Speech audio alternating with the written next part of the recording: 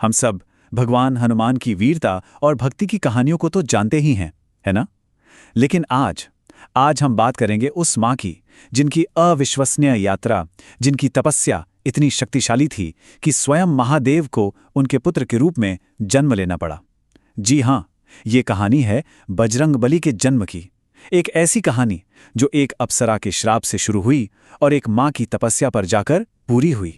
अच्छा, तो इस कहानी को ना पूरी तरह से समझने के लिए एक सवाल से शुरू करते हैं।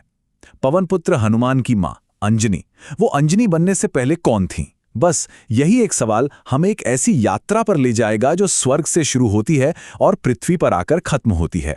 तो चलिए कहानी की शुरुआत करते हैं देवराज इंद्र के दरबार से।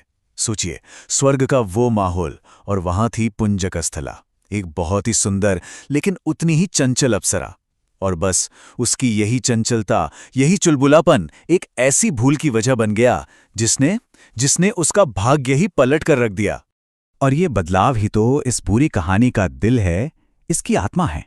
देखिए, एक तरफ है पुंजकस्थला, स्वर्ग की एक खूबसूरत चंचल अप्सरा, और दूसरी तरफ है अंजनी, धरती पर एक तपस्विनी, वो भी वानर रूप में। सवाल तो यह है कि आखिर स्वर्ग की एक अप्सरा इस हाल में, इस रूप में कैसे पहुंच गई? तो हुआ कुछ यूं कि एक बार पुंजकस्थला ने तपस्या में डूबे एक ऋषि को देखा और उन्हें गलती से एक मामूली सा वानर समझ बैठी।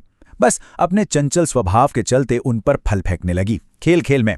लेकिन इस खेल ने उनकी गहरी तपस्या भंग कर दी, और ये एक ऐसी भूल थी जिसका अंजाम बहुत बहुत गहरा होने वाला था। अब जाहिर है ऋषि क्रोधित हुए, उन्होंने पुंजकस्थला को श्राप दे दिया।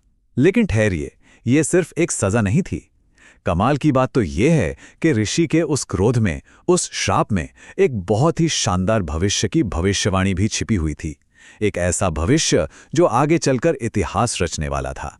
ये श्राप ना असल में 2 हिस्सों में था। ऋषि ने कहा, सुनो, जब भी तुम किसी से प्रेम करोगी, ठीक उसी पल तुम्हारा चेहरा एक वानर का हो जाएगा। सोचिए कितनी अजीब शर्त थी। प्रेम का वो पल वही परीक्षा का पल बन गया। लेकिन जब पुंजकस्थला को अपनी गलती का एहसास हुआ, जब उसने पछतावा दिखाया, तो ऋषि का गुस्सा भी पिघल गया। वो दयालु हो गए। उन्होंने कहा, चिंता मत करो, तुम्हारा वो वानर रूप भी परम तेजस्वी होगा, और तुम एक बहुत ही कीर्तिवान और यशस्वी पुत्र की मां बनोगी। बस इसी एक पल में वो श्राप एक तरह से वरदान बन गया। तो अब उस श्राप के चलते पुंजकस्थला का जन्म हुआ पृथ्वी पर अंजनी के रूप में। अब नियति को अपना काम करना था, उन्हें उस श्राप की शर्तों को पूरा करना था, और इसका मतलब था एक ऐसी प्रेम कहानी का हिस्सा बनना जो शायद पहले से ही लिखी जा चुकी थी। और फिर एक दिन जंगल में अकेले घूमते हुए अंजनी की नजर एक बेहद सुंदर युवक पर पड़ी। वो उसकी तरफ खींची चली गई, और जैसे ही उस युवक ने अंजनी को देखा, श्राप ने अपना काम कर दिया। अंजनी का चेहरा वानर का हो गया। पर यही कहानी में एक जबरदस्त मोड़ आता है। वो युवक कोई और नहीं बल्कि वानर राज केसरी थे, जो अपनी मर्जी से कोई भी रूप ले सकते थे। उन्होंने अंजनी को उस रूप में भी पूरे दिल से स्वीकार किया। उनका प्रेम जरा भी कम नहीं हुआ, और फिर दोनों का विवाह हो गया।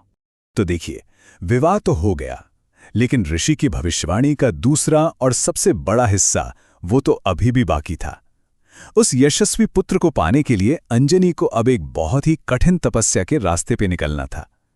ये कोई 1-2 दिन की बात नहीं थी, ये भक्ति की पूरी 12 साल लंबी यात्रा थी। उन्हें मातंग ऋषि से सलाह मिली, और उनकी सलाह मानकर अंजनी ने स्वामी तीर्थ पर पूरे 12 साल बिना कुछ खाए पिए बहुत ही कठोर तपस्या की। उनकी ये असाधारण भक्ति, ये तप भला देवताओं से कैसे छिप सकता था? और आखिरकार उन्हें वरदान मिले, एक नहीं 2-2, वायुदेव से और स्वयं भगवान शिव से। तो ये 2 वरदान क्या थे? पहला, वायुदेव ने उन्हें वरदान दिया कि उनका पुत्र उन्हीं की तरह शक्तिशाली होगा और वेदों का महान ज्ञाता बनेगा। पर जो दूसरा और सबसे बड़ा वरदान था, वो दिया भगवान शिव ने। उन्होंने वचन दिया कि वो अंजनी को उस श्राप से मुक्त करने के लिए खुद उनके पुत्र के रूप में जन्म लेंगे। ये अंजनी की सीधी साधी दिल से निकली हुई प्रार्थना थी। 12 साल की तपस्या के बाद उन्होंने भगवान शिव से बस एक ही चीज मांगी, हे महादेव, कृपया आप एक बालक के रूप में मेरे गर्भ से जन्म लें। आप सोच सकते हैं, ये उनकी भक्ति का, उनकी तपस्या का सबसे ऊंचा शिखर था। और फिर वो घड़ी आ ही गई, वो क्षण आ गया जिसका इंतजार था। वो श्राप, वो 12 साल की तपस्या, वो दिव्य वरदान, सब कुछ एक साथ आकर मिल गया। अब समय था अंजनी के पुत्र बजरंगबली के जन्म का, जो असल में कोई और नहीं बल्कि स्वयं भगवान शिव का ही अवतार थे। और ये जानना बहुत जरूरी है कि भगवान हनुमान को भगवान शिव का 11वां रुद्र अवतार माना जाता है। मतलब उनका जन्म कोई आम घटना नहीं थी, ये तो साक्षात महादेव का पृथ्वी पर अवतरण था। अंजनी के पुत्र थे, इसीलिए उनका एक नाम आंजनेय भी पड़ा। तो इस तरह से देखिए, एक श्राप पूरा हुआ, एक माँ की सालों की भक्ति को उसका फल मिला, और इस दुनिया को मिले हम सबके प्यारे बजरंगबली।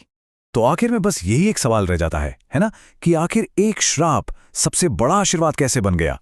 शायद ये कहानी हमें यही सिखाती है कि कैसे नियति, सच्ची भक्ति और अटूट विश्वास, ये सब मिलकर किसी भी श्राप को एक वरदान